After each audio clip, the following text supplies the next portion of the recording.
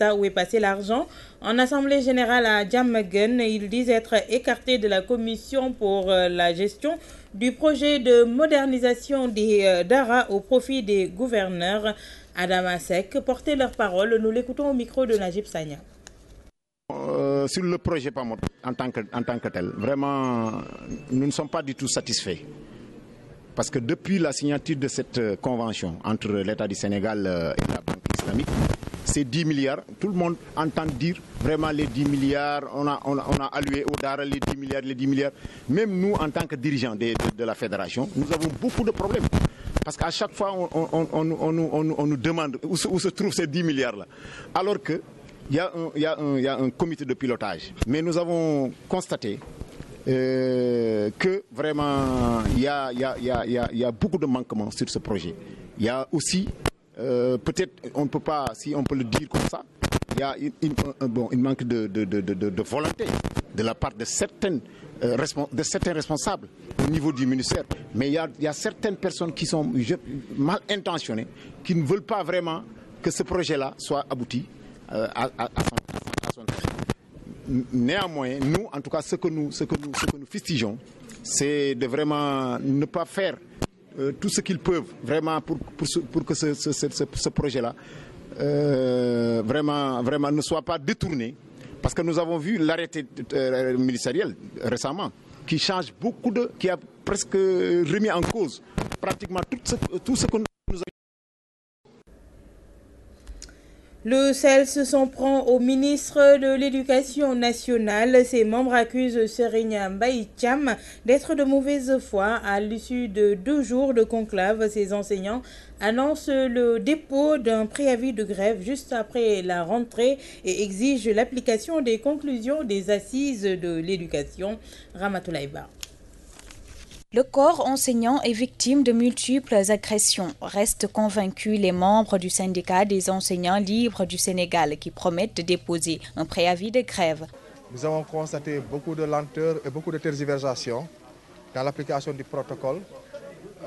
Sur la question de la validation, nous avons également constaté une volonté de remise en cause d'un accord sur la formation diplômante des inspecteurs adjoints.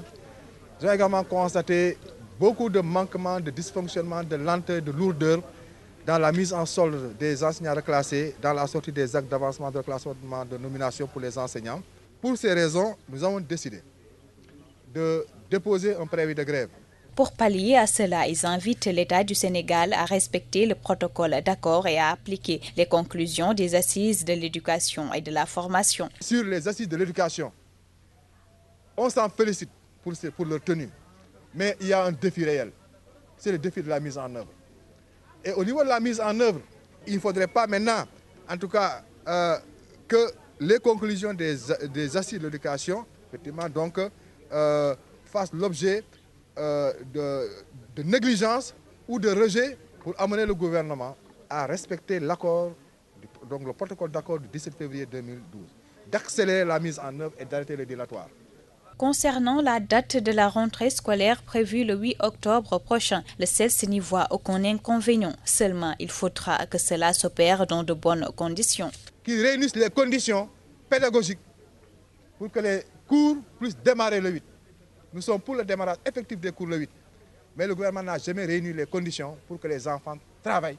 Après 2 jours de réflexion, le syndicat des enseignants libres du Sénégal propose une union solidaire de tous les acteurs du système éducatif pour la bonne marche de l'école sénégalaise.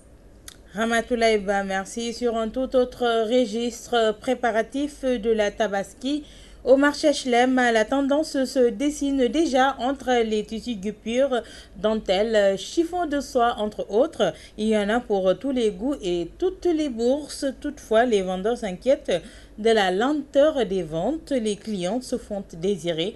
Le reportage de Maria Touré. Conjoncture et rareté du mouton, la Tabaski continue encore de faire parler d'elle. Du côté des femmes qui ne sont jamais en reste dans la fête, les tendances des tissus sont partagées entre les guipures, la dentelle, le chiffon de soie et les éternels du marché que sont le bazin et le brodé. Il y a les guipures, les brodés en guipure, les brodés coton, comme Autriche est simple. Jasner, gagne là, deuxième jasner bi. Bari na modèle la bari na dentelle am na fi. Il y a tout marque de genre de tissu. Les guipures, les dentelles, ça varie. Interrogés sur la rentabilité des ventes, certains commerçants estiment que les clients se font rares et que toutes les caisses sont à sec. Le pays va mal, les clients ne viennent pas, du moins c'est pas comme l'année dernière. On ne voit pas de clients, il n'y a pas d'argent, le pays est maquillé. Par contre, d'autres vendeurs se réjouissent du fait que la situation s'améliore comparée aux autres jours. Ils précisent tout de même que les tissus sont à bon prix. Oui, les clients viennent d'acheter selon leurs moyens. Chacun prend ce qui lui plaît, selon sa bourse. On remercie le bon Dieu, même si l'argent fait défaut, les clients trouvent toujours le moyen de satisfaire leurs besoins. À quelques jours de la Tabaski, l'embarras du choix pourrait animer les clients qui prennent d'assaut le marché HLM 5. Entre guipures, chiffons de soie, dentelles, basins et brodés, les uns et les autres seront sûrement satisfaits. Je vous l'annonçais dans les titres, Benno Bokk Yakaar, une coalition d'intérêts vouée à l'échec. Selon certains acteurs politiques au PDS, on parle de coalition contre nature qui ne va pas survivre à l'assaut des partisans de Macky Sall. Les alliés optimistes et affirment que leur alliance est partie pour durer. Un dossier signé Marguerite Rosalie Ndiaye.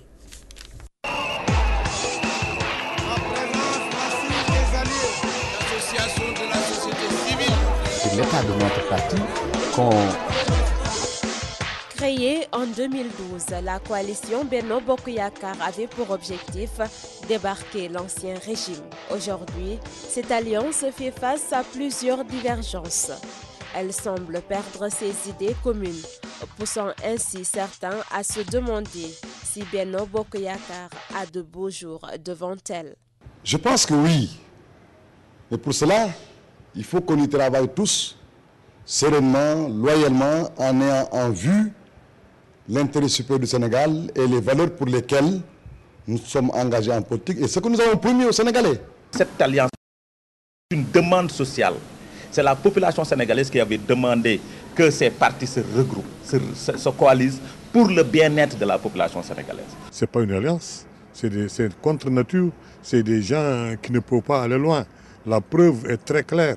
Chaque fois que l'opposition ou même la population attaque Macky Sall sur sa gestion du pays, mais il n'y a jamais un autre parti de Benno qui le défend. En tout cas, le doute s'installe après la sortie du maire de Sacré-Cœur Mermoz, Barthélémy Diaz, qui annonce déjà la candidature du Parti socialiste en 2017. Une sortie qui n'a pas manqué de susciter des réactions dans la classe politique sénégalaise. Un militant d'un parti, fût-il responsable, donne son point de vue, ça ne veut pas dire que c'est le parti qui pense comme ça. Cette implosion-là, ça ne peut pas manquer. Si le Parti socialiste doit aller aux élections seul, cela veut dire simplement mieux vaut tout de suite couper. Dans un troupeau, il y a des béliers qui égarent. C'est ce qui s'est passé réellement avec Barthélémy Diaz. C'est un bélier qui est là, qui s'est égaré du troupeau, qu'il faut aller prendre et remettre dans le troupeau. N'est-ce pas? Parce que lui, il doit être le dernier à parler. Je pense que la vocation d'un parti, c'est d'aller au pouvoir. C'est pourquoi le cas de l'AFP m'intrigue. Je n'ai jamais vu un parti qui dit que je me mets derrière un parti toute ma vie sans jamais vouloir prendre le pouvoir. Il ne faut pas que, parce que nous avons entendu quelqu'un de la paire nous vouer aux gémonies, ou que quelqu'un du PS a dit quelque chose qui n'engage ou qui n'agrée pas des gens de la paire, pour que l'on tire tout de suite la conclusion comme quoi c'est fini. Non. Implosion. Quel commentaire inspire cette expression à nos interlocuteurs? Mieux, est-elle envisageable? Nous avions dit, soyons ensemble là où on peut être ensemble, d'un commun accord, parce que c'est un commun vouloir de cheminement ensemble. Et si c'est Benno Bokk Yakaar, nous tous nous l'assumons. Mais à défaut de pouvoir être ensemble, mais qu'on en tire les conséquences, qu'on l'assume courageusement et chacun va se présenter devant les électeurs. Ce qu'il faut savoir, c'est que nous, à l'APR, nous ne demanderons jamais à un parti ou bien à une personne de quitter cette coalition. Et nous avons besoin de tout un chacun, qu'il puisse être dans les partis politiques ou bien dans les sociétés, dans la société civile, pour que le Sénégal puisse émerger. Le PDS aura toujours raison par rapport à ces alliances contre nature. Et effectivement, on s'en rend compte aujourd'hui que ces alliances-là ne peuvent pas prospérer, ce n'est pas possible. Tous ces faits et paroles décryptés par le sociologue Adia Tandjan. On s'allie pour un objectif. Maintenant, quand cet objectif est atteint, maintenant il y a un autre problème. Quelle est la part de chacun, n'est-ce pas, donc dans le butin de guerre? Alors, est-ce que chacun va recevoir proportionnellement donc, à son investissement dans le butin de guerre? C'est pour cela que souvent, quand il y a des groupes qui sont lésés, alors ils lèvent le ton. Et donc, je pense que c'est à cette scène qu'on assiste, hein, donc, qui va dire que plus on s'approche d'une prochaine élection présidentielle, hein, plus il y a des chances que, n'est-ce pas, ces alliances se disloquent. Il est clair qu'il y a malaise au sein de Benno Bokk Yakaar. Aujourd'hui, une concertation entre les partis qui composent cette coalition s'impose pour voir la pertinence de l'alliance en vue des échéances de 2017.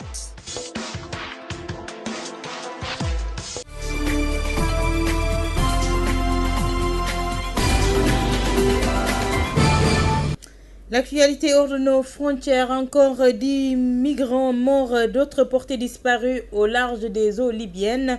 Leur radeau a fait naufrage à une 50aine de kilomètres de la Libye. Le récit de Aram Diaye.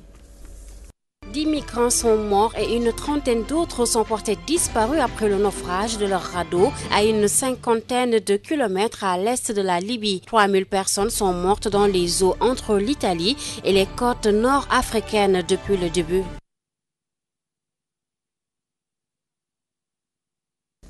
Sierra Leone, le confinement imposé pendant 3 jours aux populations a été suspendu. Cette mesure qui vise à ralentir la propagation du virus Ebola concernait près de 6 millions d'habitants assignés à domicile depuis vendredi. Margaret Rosalie.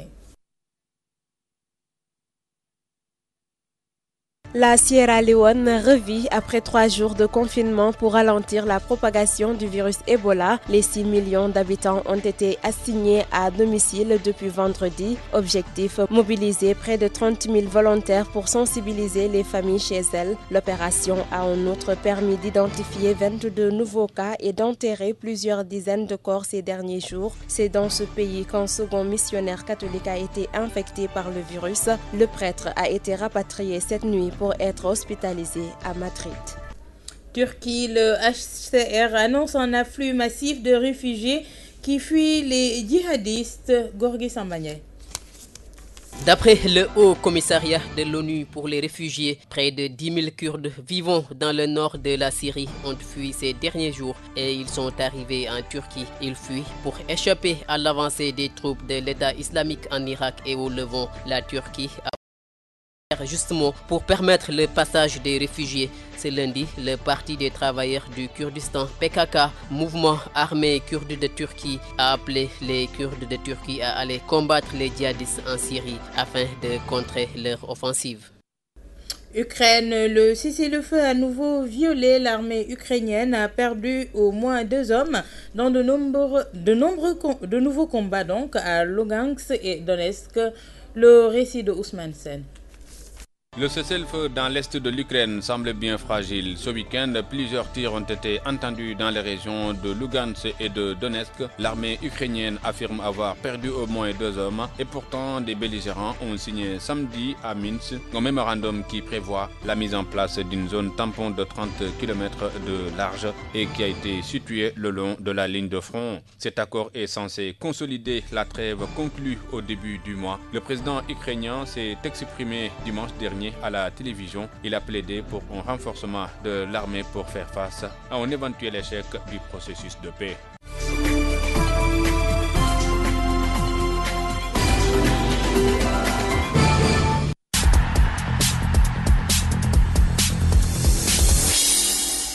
Le générique qui annonce la présence de Cheikh Tidiane Gomis avec moi dans ce studio pour la page des sports. Cheikh Tidiane, bonjour. Bonjour. Et nous allons démarrer par du football sur l'international. Roger Mendy qui salue la performance des Lions qui se sont bien illustrés dans leur club ce week-end. Oui, effectivement, Awa Diop Ndiaye, un week-end glorieux pour les Lions qui se sont bien illustrés dans les différents championnats européens. C'est en Angleterre qu'ils ont été très remarqués en inscrivant des buts importants pour leur club. Papis Demba Cissé a réussi son retour gagnant en inscrivant 2 buts et sauve son équipe d'une défaite. Diafara Sakho, auteur du 2e but de son équipe, West Ham, qui a battu Liverpool 3-1. Mambiram Diouf, Momo Djamé et Papi Djiloboudji ont participé eux aussi à leur façon à cette belle fête en inscrivant des buts. L'ancien Lion de Caire 86, Roger Mendy souligne que c'est un signal fort pour Sénégal-Tunisie. C'est une bonne chose, d'autant plus que ce sont des jeux qui comptent beaucoup le Sénégal sur eux. Le Sénégal compte sur ces jeunes. C'est normal que c'est une bonne chose pour le pays. Et en plus, c'est une bonne chose pour eux-mêmes sur le plan de la motivation, de la confiance. Donc, ceci veut dire qu'ils sont en train de progresser en ce début de championnat. Qui est à peine rentré, qui met 2 buts en sauvant son équipe, en sauvant même son entraîneur du banc. Donc je pense que c'est un bilan positif pour les jeunes.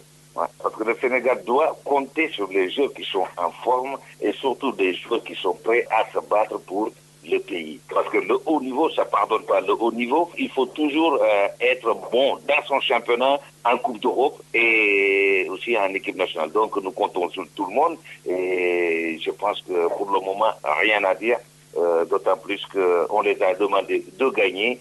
Ne me parlez pas de la manière, de la façon de jouer, ça manque et ça doit arriver. L'essentiel, c'était d'assurer ces 2 matchs, les 6 points. On les a, donc le match contre la Tunisie, ce sera un match à 6 points et il faut impérativement gagner à domicile. Après le football avec nos Lions qui se sont bien illustrés en club ce week-end, retour à Dakar et parlons handball, Coupe du Sénégal, l'ASFA qui dicte sa loi à la Jeanne d'Arc. Oui, effectivement, Awa Diop Ndiaye, l'ASFA remporte la finale et sauve sa saison après avoir perdu le titre de champion 2 semaines avant.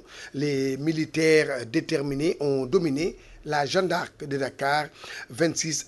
L'entraîneur des militaires de l'ASFA, Moustapha Cissé, satisfait de ses joueurs, s'est confié à la fin du match. Mais aujourd'hui, je les ai dit de jouer au handball, de montrer que vous savez jouer au handball. Hein? Nous sommes l'équipe à battre ici, au Sénégal. Et d'ailleurs, nous, on ne nous a jamais battu 2 fois de suite. Mais j'encourage la GIA, c'est une équipe vraiment magnifique. Hein? C'est un bande de copains, je les encourage, je les dis, nous continuons à liguer. Voilà, c'était Moustapha Cissé, l'entraîneur de l'ASFA. L'entraîneur de la Jeanne d'Arc de Dakar fustige l'attitude de ses dirigeants qui ont délaissé l'équipe. Je vous propose de suivre Adam Samb, il est député. C'est des erreurs, ça arrive. On a rentré tardivement dans le match. Raison pour laquelle après, ça nous a un peu perturbé, ça a un peu déstabilisé notre stratégie de jeu. Et jusqu'à la fin, c'est le même problème. Mais bon, c'est comme ça. Cette faiblesse offensive, c'est parce que personnellement, je me suis dit que les gosses là ne sont pas bien récupérés. Donc on a travaillé, mais chaque fois, c'est les mêmes erreurs. Une équipe qu'on ne voit personne, je suis désolé. La GIA, elle est laissée en lui-même, je suis désolé. C'est le moment opportun, je lance un appel pour les dirigeants de la GIA.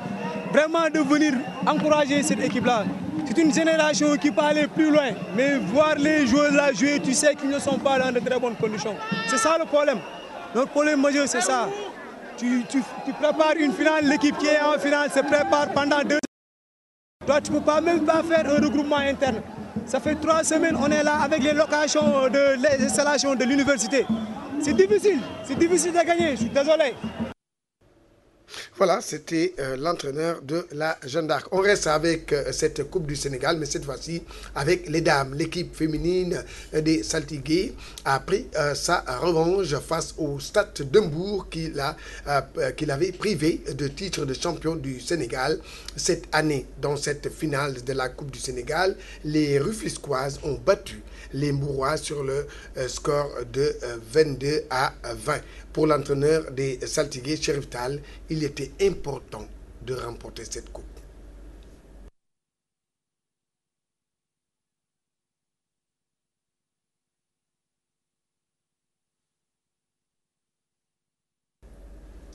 Voilà, donc vous allez nous excuser vraiment de l'élément.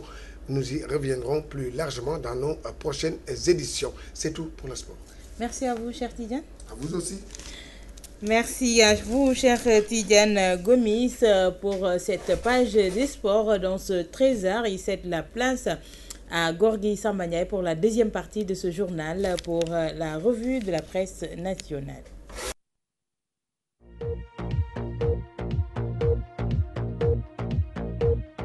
Bonjour.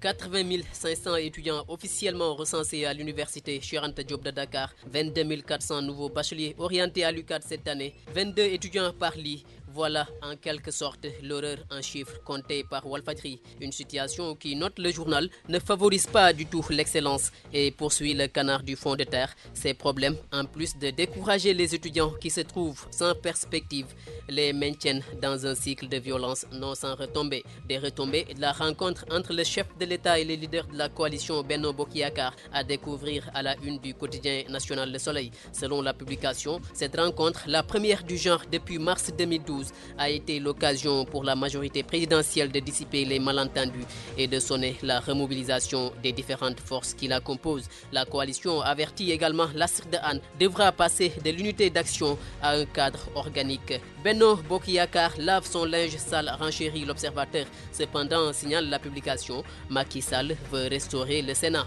Oui, soutient Walfadjri, Macky Sall a réussi à convaincre ses alliés de la nécessité de ressusciter le Sénat, mais aussi de maintenir le régime présidentiel ainsi que la non-séparation des fonctions de chef de l'État et chef de parti. Malheureusement pour le peuple sénégalais, regrette l'éditorialiste de Siwol.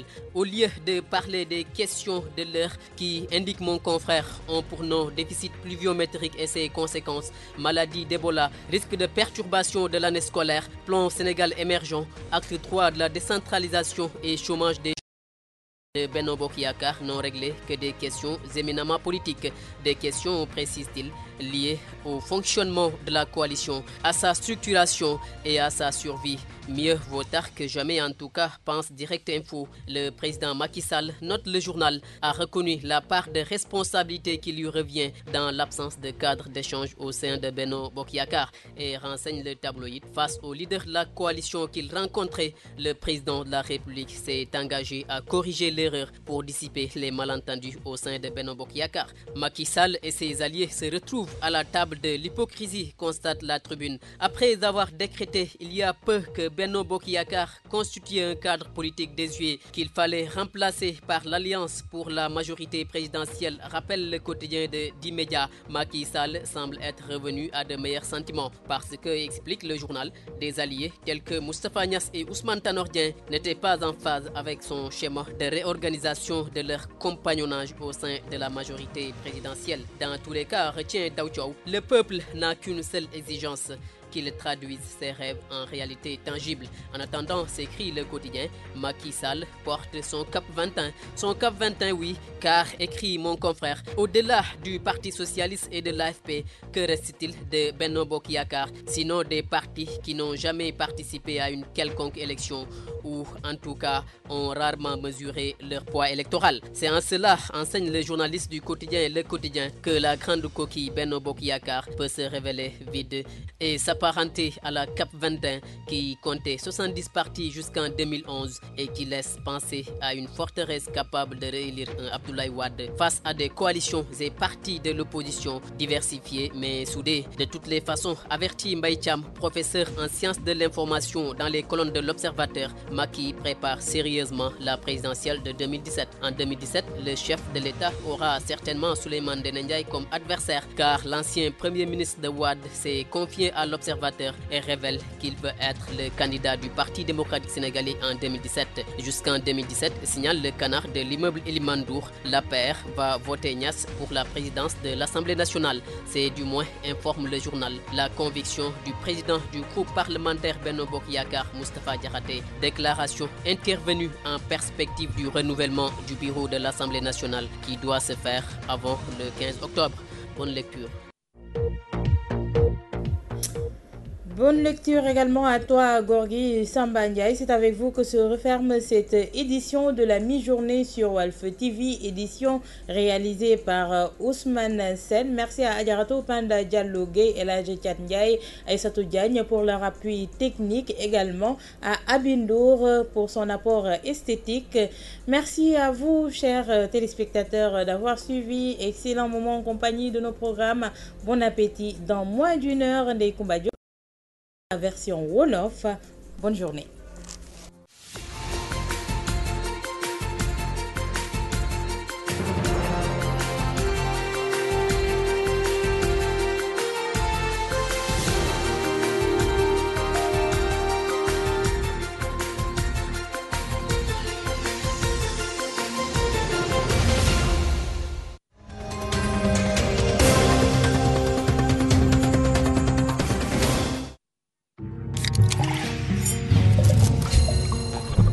Mbëbës